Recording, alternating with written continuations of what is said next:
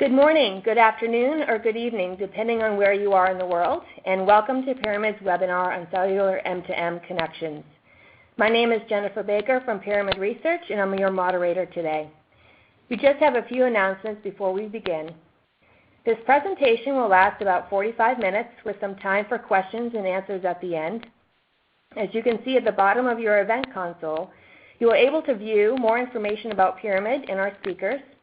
You'll be able to email your colleagues an invite to the webinar as you watch it, as well as post any data points from the presentation to your Twitter account if you're so inclined. This webinar is designed to be interactive between you and the presenters. To participate in the Q&A session, just click on the red Q&A button and type your question into the Q&A area and then click the Submit button. We will try to answer all questions at the end of the presentation. At the end, we'll ask you for your feedback. If we run out of time and your question is not answered during the call, you can indicate your question on the feedback form available. The slides will advance automatically throughout the event. At this time, we recommend you disable your pop-up blockers. If you are experiencing any technical problems whatsoever, please visit our help guide by clicking on the help icon button below. Today's speaker will be Jan ten Cuythoff, an analyst with over 10 years of experience in ICT research and analysis. He has written reports in a range of areas covering the mobile communication space, including mobile enterprise and emerging markets and M2M. This presentation today is based on a recent report that Jan has written. Daniel Ramos, a senior consultant at Pyramid Research, as well as the leader of Pyramid's enterprise and cloud services practice, will also be speaking today. Daniel's expertise in business consultancy stems from over 13 years in market research positions within the telecom industry in North America and Latin America. Thank you for your attention. Now I'll hand it off to you, Jan. Thanks, Jen. Hello, everyone, and welcome to Pyramid Research's webinar, Cellular Machine-to-Machine Connections, Growth Drivers, Forecasts, and Operator Approaches. Thank you very much for making the time to join us today. My name is Jan ten Cuythoff, and together with Daniel, we'd like to talk through some of the key findings and insights from our recently published reports in the area. The webinar today is in two parts. The first we'll be looking at market sizing and market forecasting, and in particular really looking at some of the assumptions behind those forecasts, looking at in some detail at some of the key drivers, regulations in particular, but also looking at some of the issues in the market, some of the inhibitors and growth dampeners.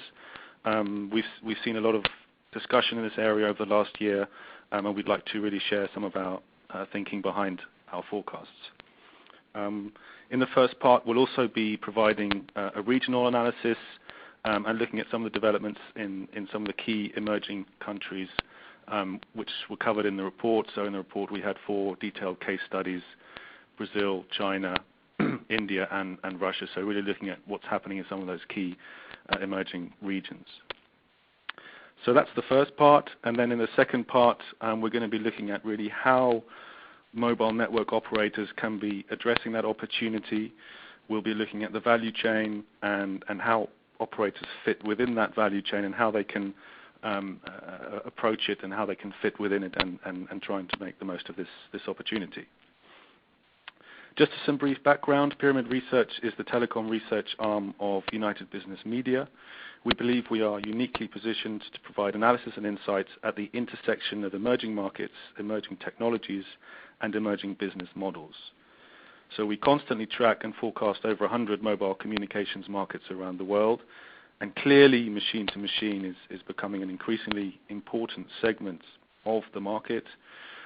We've seen some of the large operators in the Western regions and others in developed Asia now actually reporting machine-to-machine subscriptions at or near double digits of their total subscriptions base. So no question it's becoming a more and more important element of the segment of the market.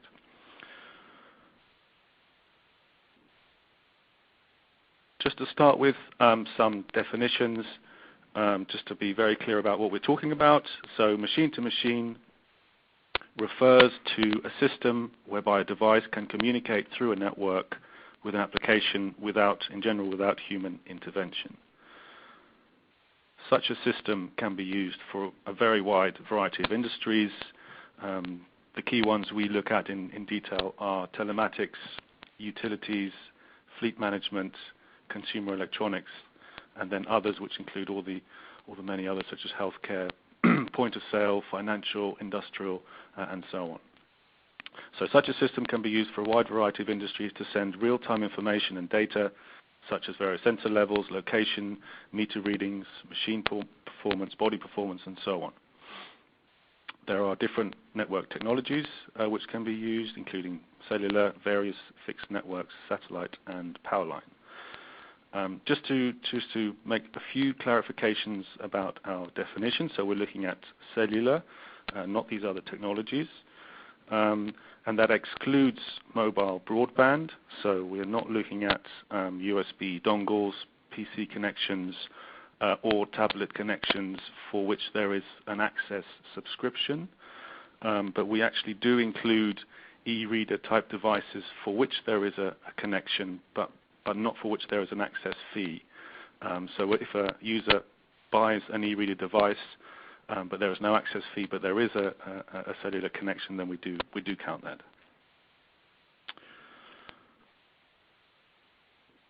So looking at some of the numbers, cellular machine-to-machine is growing fast, becoming increasingly important for mobile operators. Our forecasts are developed bottom-up, operator by operator, country by country, linked to the mobile models which we regularly update. And in conjunction, we've looked at the penetration of machine-to-machine in the various different applications.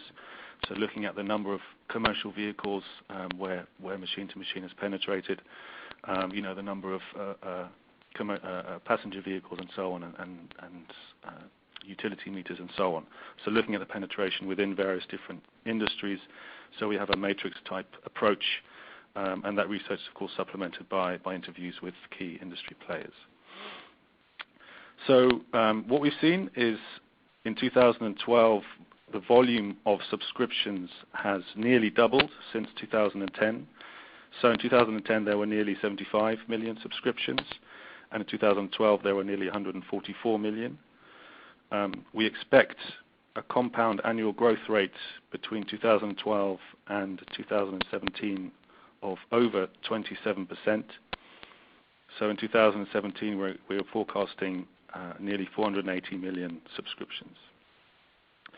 So clearly, machine-to-machine is becoming more important. It is a high-growth opportunity. It is growing faster than overall subscriptions in most regions, handset subscriptions and other subscriptions as markets become saturated. So the portion of subscriptions which M2M represents is increasing. So here we see that in 2012, we're saying it's roughly 2%. And we expect that to increase to nearly 6% in 2017. I think it's even more important than those numbers suggest. I think M2M is really a strategic area of importance. So looking more broadly at the business market or the enterprise market as opposed to the consumer market from an operator's point of view, machine-to-machine can really strengthen an operator's position within the important business segment. So if an operator has a good relationship, let's say with a car manufacturer, it is already providing handsets and subscriptions and perhaps some data connections already. If it is able to add machine-to-machine connections onto that contract, clearly that puts it in a better position. It strengthens the relationship. It increases the contract size. And so on. So it is a way also for operators to strengthen positions with existing business clients. But it also can be used for operators to actually address specific vertical segments that they want to grow in. So if they want to target a particular segment by having a strength within machine-to-machine, then they are better positioned to increase their penetration within that segment. Related to that, also, we see that there are areas where operators can work in other ways with machine-to-machine partners. So, for instance, in the utilities segment, they can leverage machine to machine to lower base station energy usage. So that is, again, deepening that relationship. They can also provide real-time traffic information for personal navigation devices, where vendors, where they have a service on top of that. And perhaps another example would be where the MNO can actually sell devices within their retail distribution in conjunction with a device partner. So there are lots of different ways in which an operator can work with clients to really strengthen that relationship.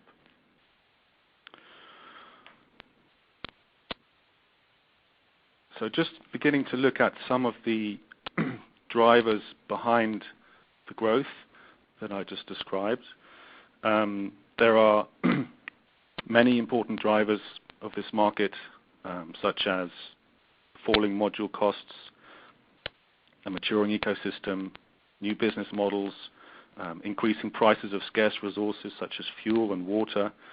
But we really see that regulation is one of the key and most important drivers of the market, and that's particularly within the telematics and utilities segments. So as you can see on the graph on the right, which shows the portion of cellular machine-to-machine subscriptions by application in 2012 and 2017, and we can see that telematics and utilities are really the two big growth areas. So within telematics, there are a couple of important regulatory objectives. One is to address the time for emergency services to reach accidents, and the other one is to address vehicle theft. There are, of course, other applications within telematics, but from a regulatory perspective, those are the two important ones, particularly in Europe, Russia, and Brazil. And in the utility side, of course, it's very much about lowering energy use, addressing power distribution costs. So that's been important. We've seen regulations in areas in regions such as Europe, US, Australia, many different parts of the world, obviously having energy issues, and that is, another key driver. But in each of these cases, even though those are very strong and important drivers, we see some issues with those drivers as well. So in the case of telematics, legacy vehicles, it's going to take a long time for new vehicles to penetrate the marketplace. And there's also an issue around business models. So for example, in the case of insurers using machine-to-machine in telematics, there's a question of what business model will they take? Will they take the business model of looking at machine-to-machine in order to provide a premium service, so maybe a number of different services, a number of different in-car services, perhaps navigation, on top of the anti-theft, as well as perhaps some entertainment applications. So looking at really as a premium service, and hence obviously a lower volume, or do they see it as a way of lowering insurance premiums because they have more driver information and therefore being able to push down those prices and then increase the volumes? And of course that has a very important effect in terms of the actual volumes of the total market. And then in the utilities area, we've seen a lot of regulations here, but also a lot of pushback from the market for reasons of privacy, for reasons of security, for reasons of costs, the cost of implementation.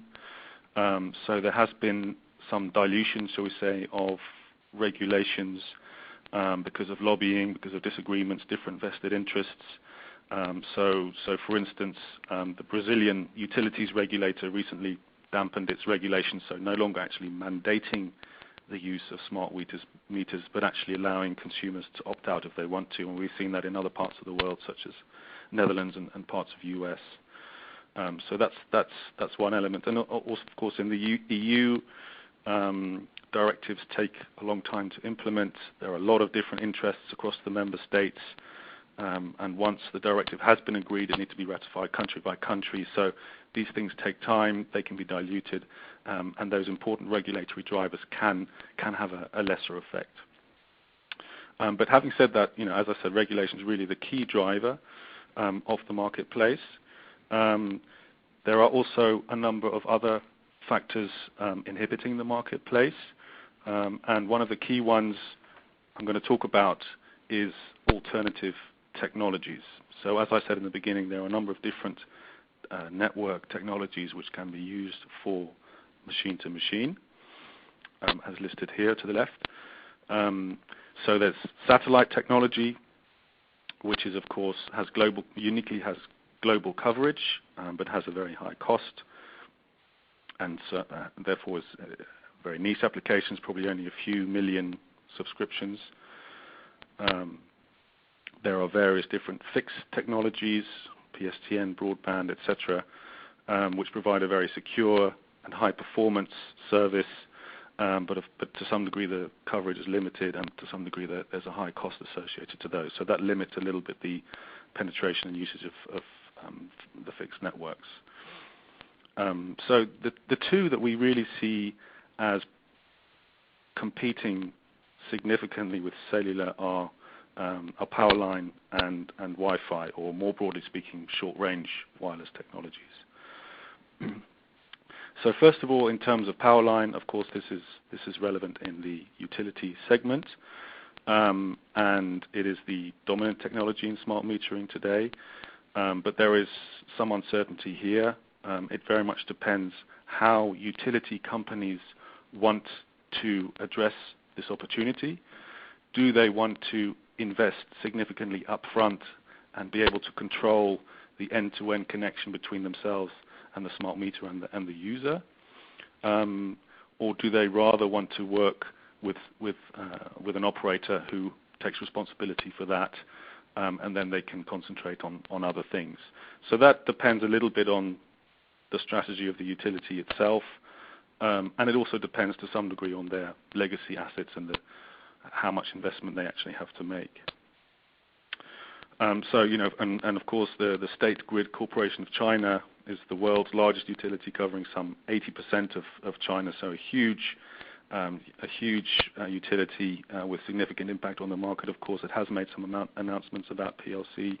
It has also looked at various other technologies, so very important to see how that is going to develop. And we've also seen some of the important utilities in Europe and other areas being very much involved in the standardization of PLC. So a lot of the utilities clearly looking at that technology. And then secondly, Wi-Fi. This is in terms very much of the consumer electronics application.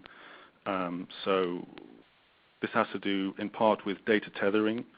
So as we see LTE networks being rolled out and adoption increasing actually pretty fast, in markets such as Japan, we've seen data tethering becoming very much almost a standard option on LTE connections.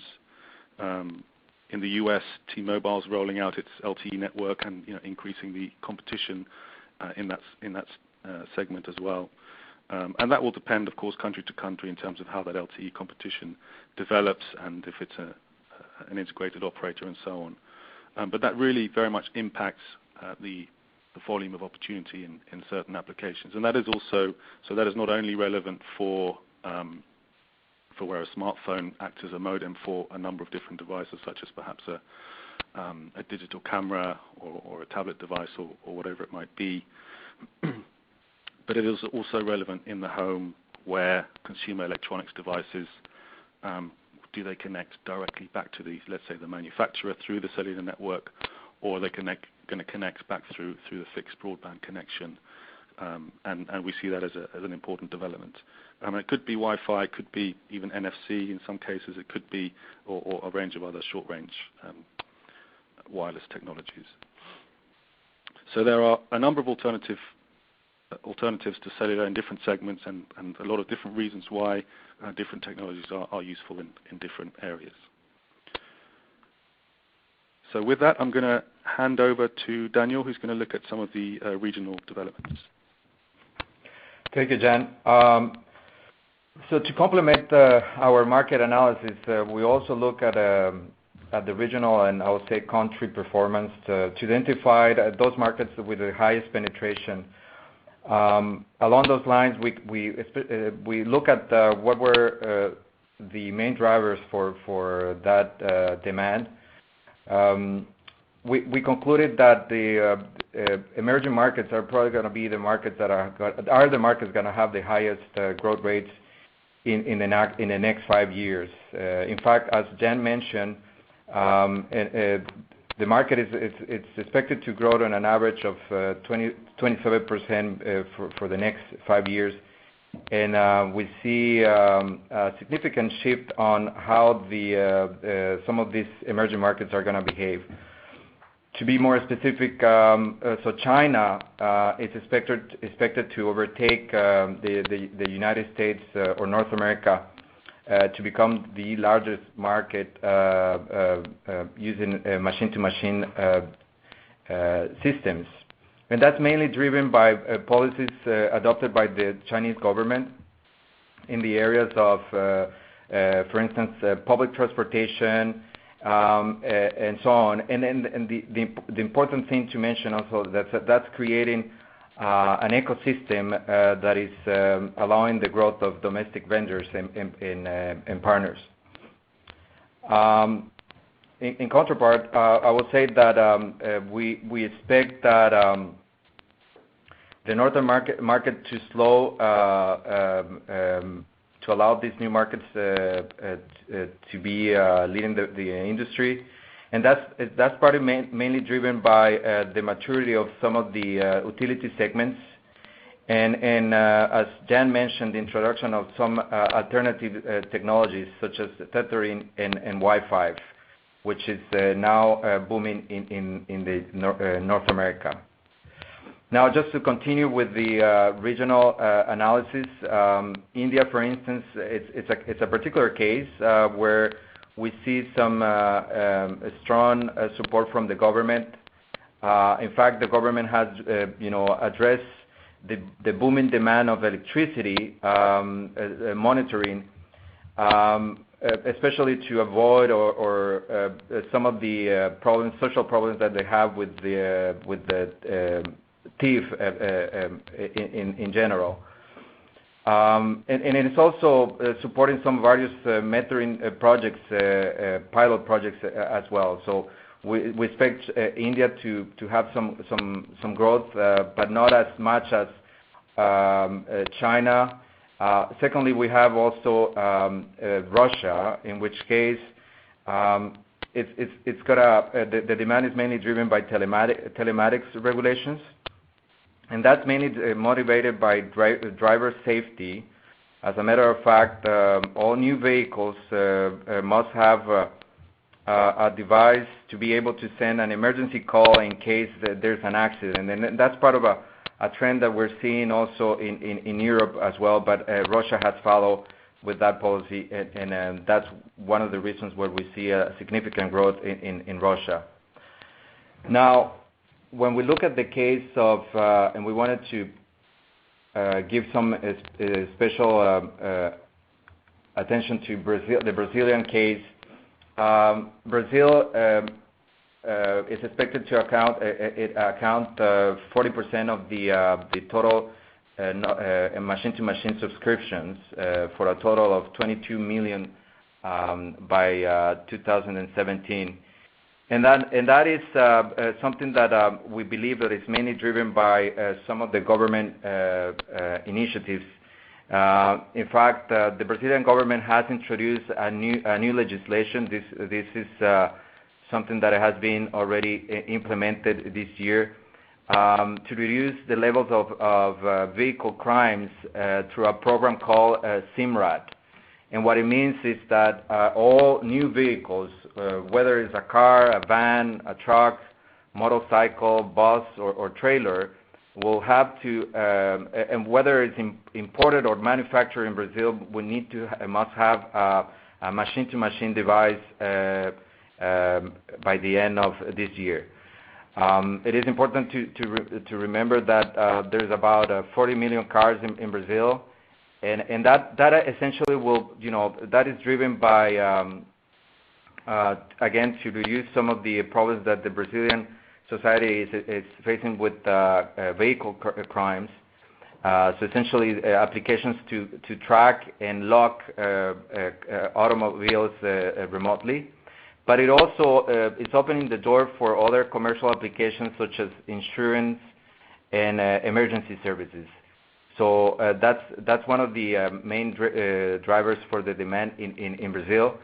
The other important element to mention is that this situation has created an improvement in the ecosystem, where we see some new players working hand in hand with the operators. In fact, we see that Vivo and Claro are the two large operators that are probably having the most of the development in Brazil, and then we expect those developments to be transferred to the other countries in the region as well, where these two operators have presence. With that, I'm just going to hand it back to Jan. Okay, so that is going to cover the first part of the webinar. So now I'm going to talk about the second part. So we talked about the forecasts and some of the developments there. So the question now, how do operators address this opportunity? So here we have a depiction of how we see the machine-to-machine value chain. It is divided into three broad parts: the device, the connectivity, and the application. And each of those divides into two kind of sub-elements.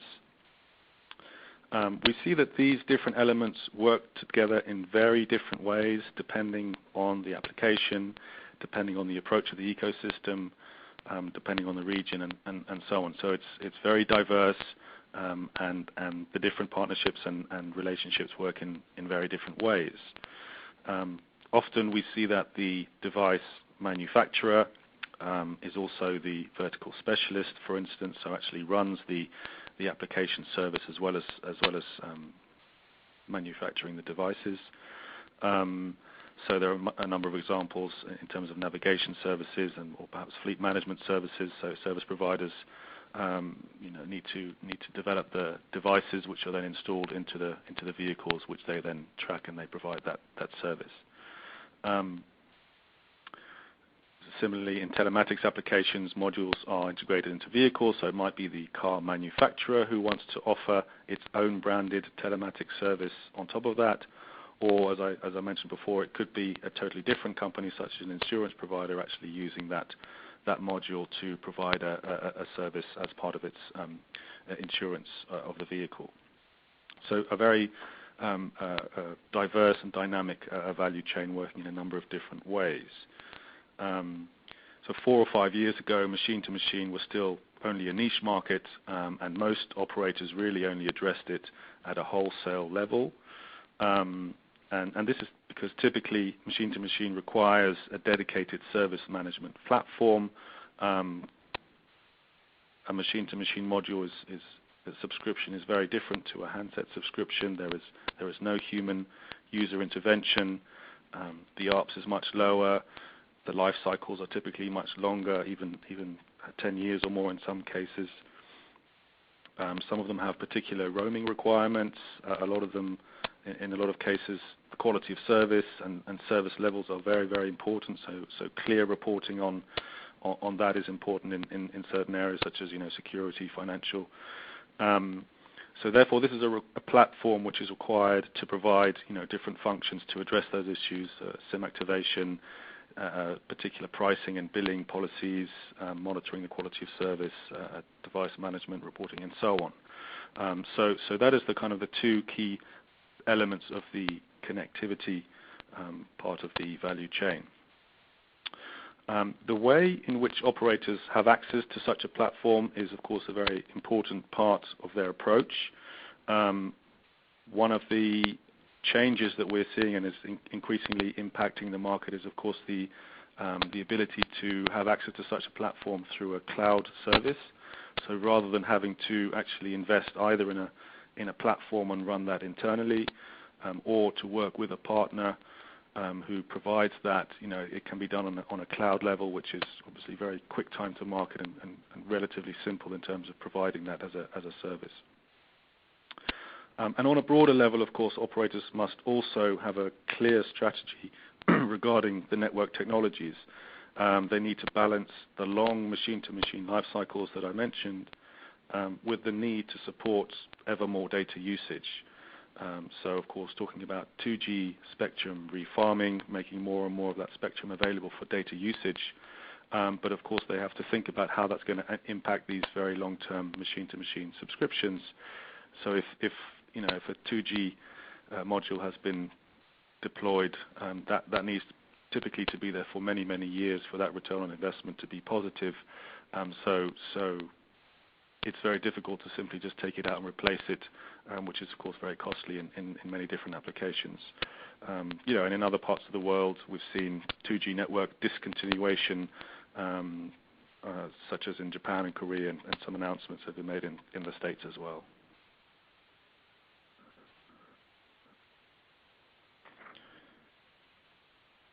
So mobile operators follow very different strategies within the value chain, and here we've highlighted four of the key strategies that we see. The first one is, as I mentioned before, really operators just acting on a wholesale basis, so just providing the radio access network to a partner such as an MVNO, an MVNE, an end-to-end specialist.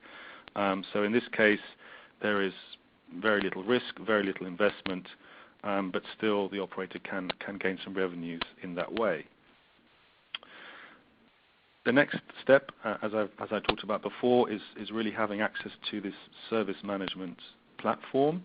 And this enables the operator to provide not only the access, but also controlling that SIM to activate it, deactivate it, bill for it, manage it, report it, and so on.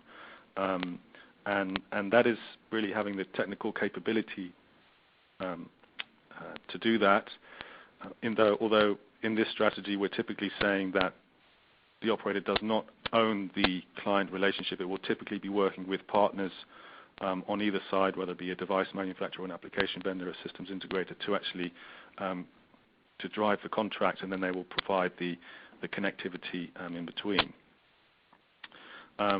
Which leads me to strategy three, when the operators actually push a little bit into the other elements of the value chain. So in the previous example, operators are generally not involved in selling and integrating the service. In this case, they are more proactive. They have technical sales capabilities internally. They can own, or at least part own, the direct client relationships, and have the skills and capabilities to sell directly.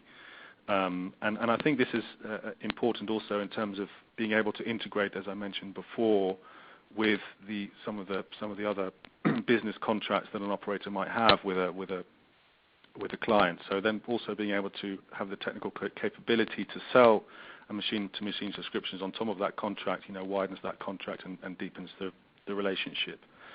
And also, the operator can be more active in terms of facilitating the marketplace. So, for instance, working with device and/or module vendors for device certification, or perhaps procuring modules in high volume in order to facilitate the market.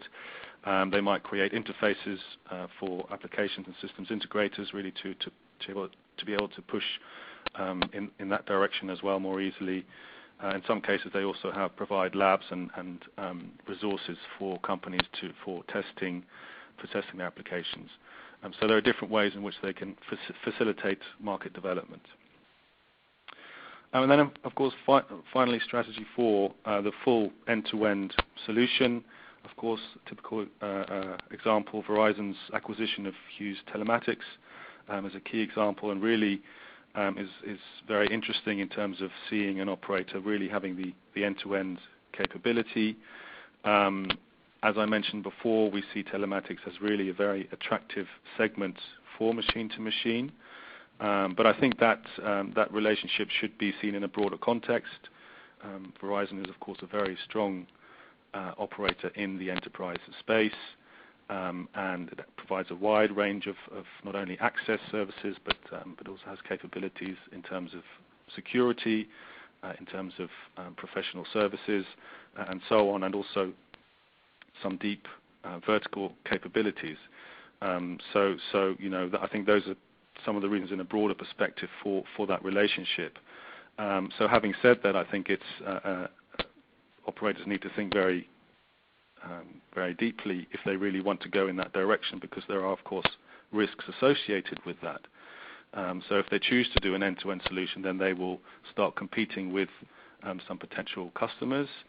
And also, do they really want to be pushing into the device manufacturing space? Is that perhaps going a bit too far from their core competencies? So I think that's a lot of things that they need to keep in mind. So, having said that, there are these four key strategies, but in reality, we see that an operator might adopt many of those. We see that for different applications, an operator will adopt a different strategy.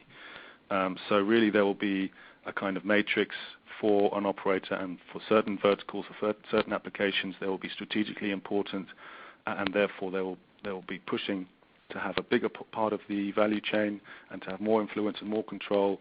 Whereas perhaps in others, which they see as less important, they are happy for partners to take the lead, and they can just provide some of the connectivity elements.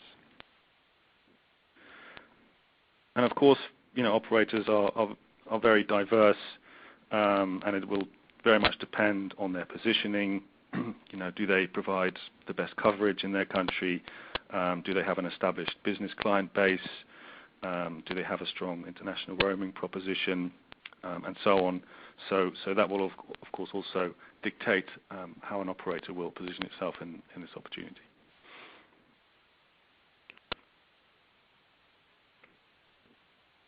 Okay, so just to conclude prior to moving to the Q&A, some of the key findings: cellular M machine-to-machine opportunity is becoming more important for a number of reasons, as we've seen. Growth is driven by a number of factors, but there's also factors holding back even higher adoption. Growth will be important in the telematics and utilities segments, as well as in the emerging countries and regions, as we've seen. And we think that operators really need to decide where they want to be in the value chain on an industry-by-industry basis. So with that, I'm going to hand back to Jen. Great. Thanks, Jan and Daniel, for a great presentation today. As we begin with today's Q&A, please fill out the feedback form that has been pushed to your screens as we speak. You can also click on the feedback form icon at the bottom of your screen. Your participation in the survey will allow us to serve you better, so we thank you in advance for your input.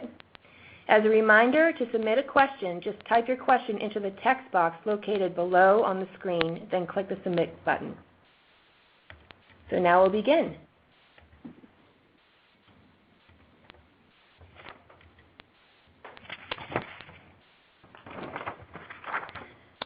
So the first question is, when do you expect M2M applications over 2G networks to be discontinued?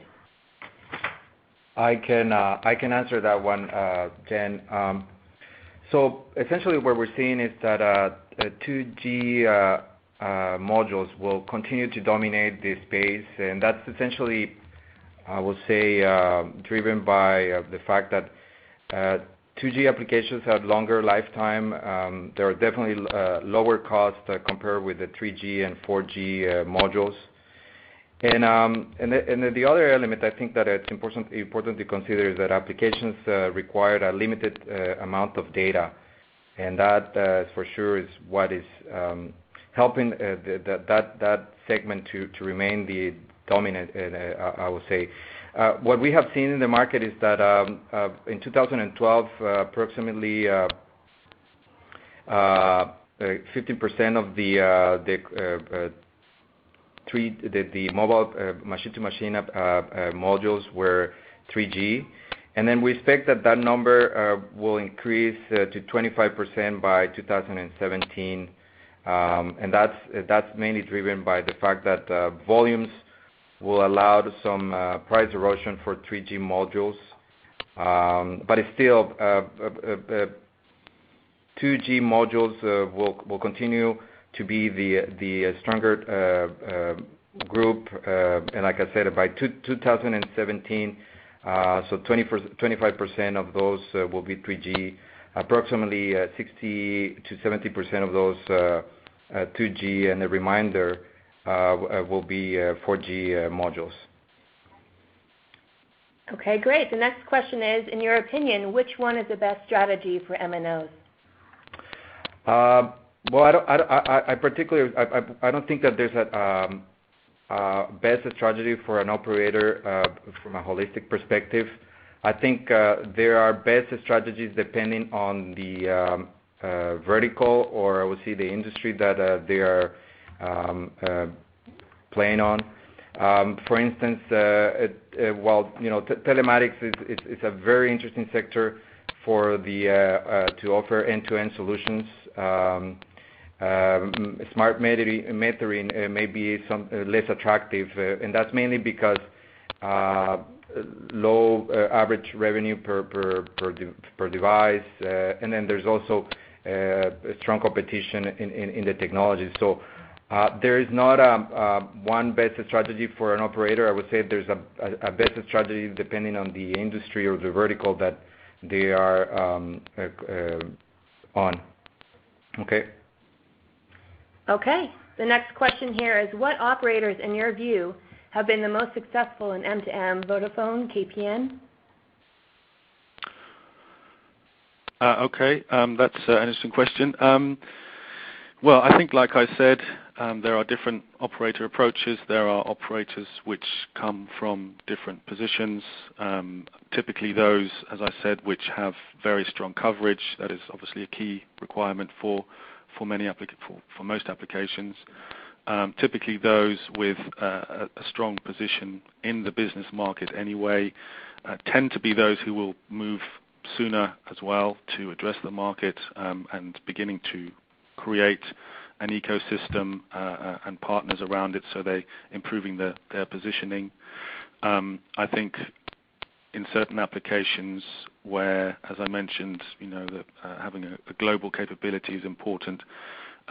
Certain operators have advantages in terms of international roaming.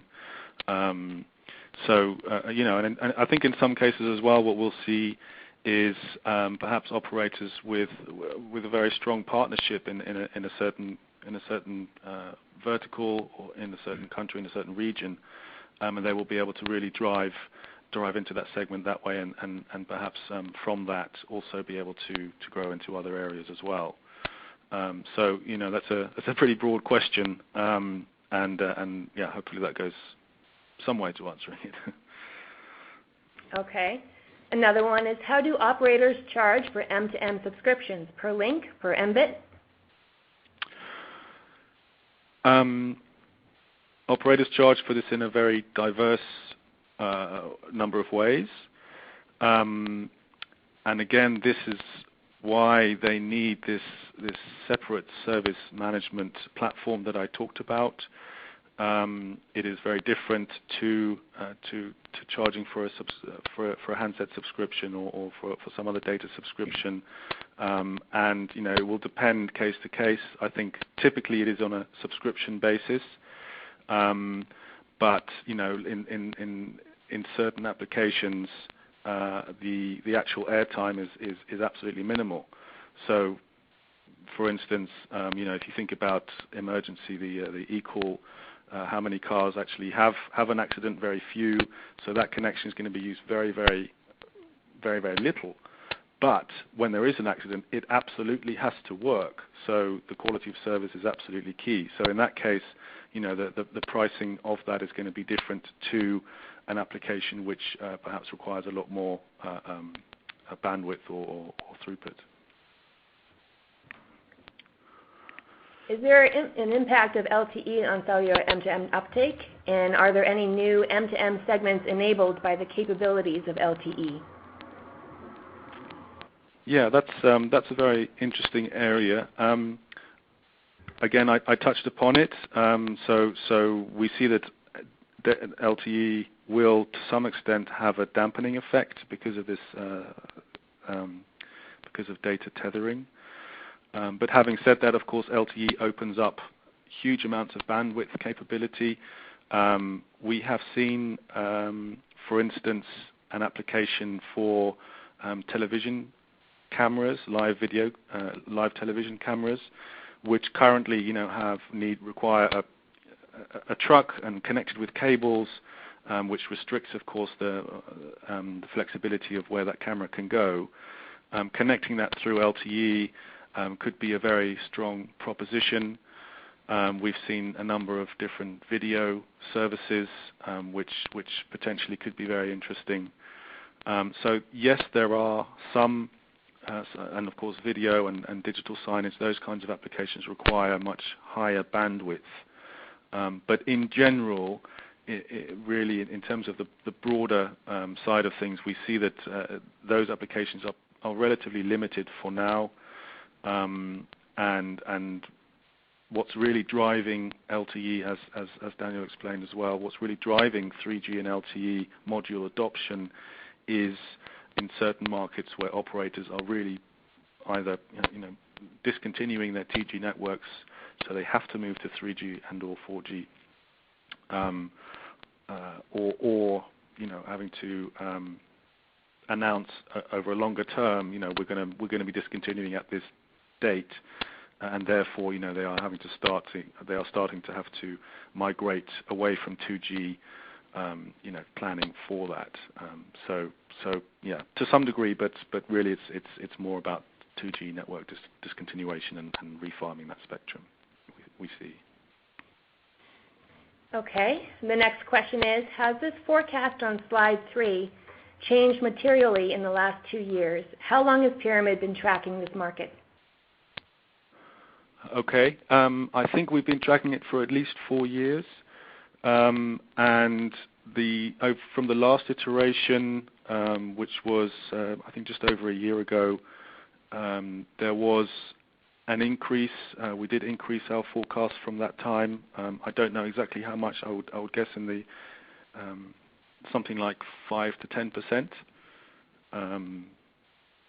And yeah, I think it's also worth mentioning that we have a number of mobile enterprise forecasts which we update on a regular basis for a number of countries. So yeah. Okay, the next question is, what is your forecast of M2M using cellular versus other technologies? Okay, that information is in the report. So I'm not going to go too much into detail. I would say that power line overall is larger than cellular at the moment, and cellular is the second largest, then fixed is the third, and then satellite is much smaller, as I mentioned. Okay, we have quite a few more here. Let's see. How important is high throughput, like provided by 4G, in contrast to slower 2G M2M links? I think I already answered that previously. Okay. Which of the major M2M applications having better adoption in enterprise segment in India?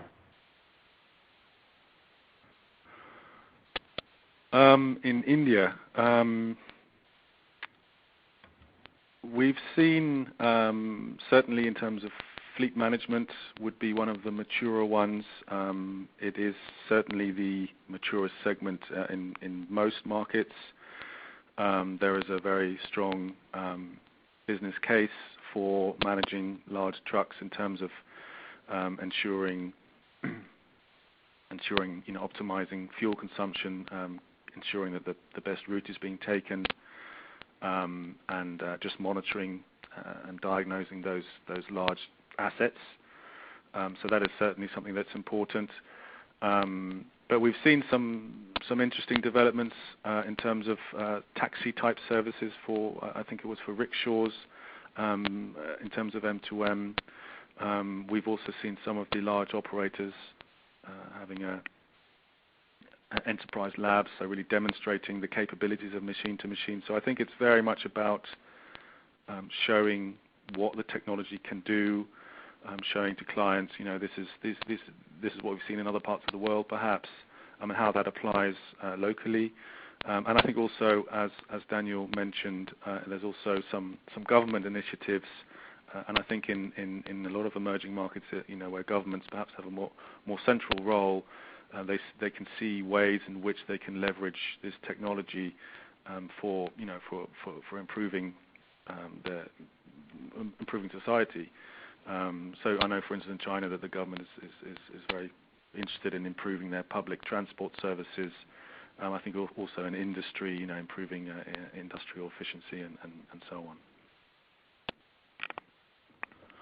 The next question is, shall a mobile operator go for an M2M platform, or should they launch different vertical applications in silos to avoid huge capex and time to market?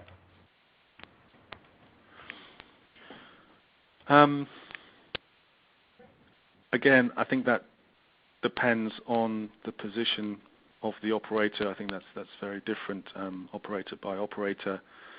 Some, perhaps have the scale where they want to have that platform in house.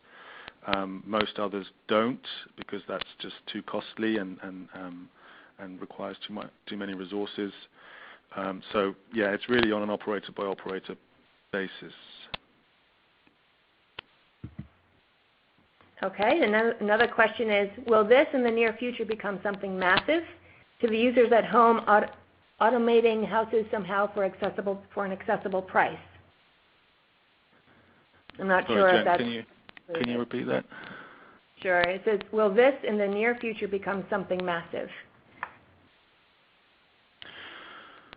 Well, what's massive? I think it's already pretty big in terms of the scale. What I mentioned, I think 6% of global mobile cellular subscriptions. I think that's significant. For some operators, as I mentioned as well, that's already in double digits, and it's going to only be increasing. So no question, it's going to be larger and larger. But at the same time, I think also there needs to be a little bit of constraint in terms of some of the inhibitors that I mentioned, and I think it's important not to be to have too large expectations and to throw too many resources at this, because it is as I talked about, a complex value chain. It requires different players to work together. They all want to have a business case and make their own profit. The ARPS per subscription is just on an airtime basis is pretty low. So yeah, I think it needs to be put into context, really. Okay.